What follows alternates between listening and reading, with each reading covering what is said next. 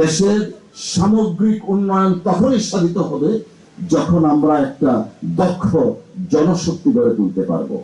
এক সময় বলা হতো, আমাকে একটা শিক্ষিত মা দেও, আমি একটা শিক্ষিত জাতি উপহার দিব।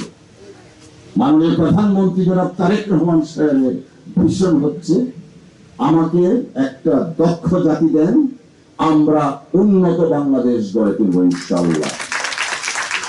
সেই দক্ষতা অর্জনের সারথি হিসাবে কাজ করছেন লতিফ মাস্টার ফাউন্ডেশন।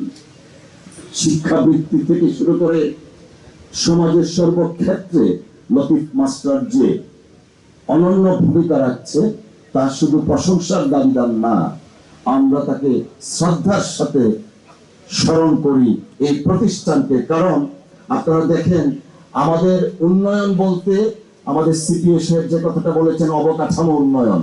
দেশের সামগ্রিক উন্নয়ন তখনই সাধিত হবে যখন আমরা একটা দক্ষ জনশক্তি গড়ে তুলতে পারবো। আজকে আমাদের আরেকজন বক্তা বলেছেন, আমাদের দক্ষিণ এশিয়ার বিভিন্ন দেশে যদি আমরা যাই, দেখি মালয়েশিয়া বলেন, সৌদি আরব বলেন, মিডল ইস্টে বলেন, অনেক জায়গায় আমরা যাই, আমাদের বাংলাদেশের ভাই বোনেরা সেখানে কি ধরনের কাজ করে। অথচ এইরকম প্রতিষ্ঠানের মাধ্যমে যারা দক্ষতা অর্জন করবেন, তারা শুধু কাজ করবেন না, তারা কাজ শিখাবেন এবং কাজ করাবেন। বিনিময়ে কি পাবো? আমাদের জাতীয় অর্থনীতি সমৃদ্ধ হবে, আমাদের জীবন মানের উন্নয়ন ঘটবে, আমাদের পরিবারকে আমরা সমৃদ্ধ করতে পারবো।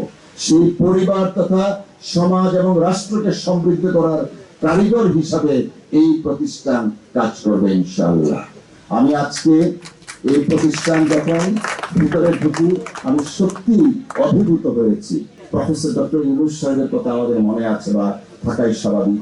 তিনি যখন গ্রামীণ ব্যাংক প্রতিষ্ঠা করেন, বা এরও আগে অত্যন্ত ক্ষুদ্র পর্যায়ে, তিনি তখন চট্টগ্রাম বিশ্ববিদ্যালয়ের প্রফেসর ছিলেন ইকোনমিক্সে, ক্ষুদ্র পর্যায়ে তিনি গ্রামীণ ব্যাংক প্রতিষ্ঠা করে আজকে সেই গ্রামীণ ব্যাংক কিন্তু আন্তর্জাতিকভাবে স্বীকৃত নোবেল পুরস্কার পেয়েছে।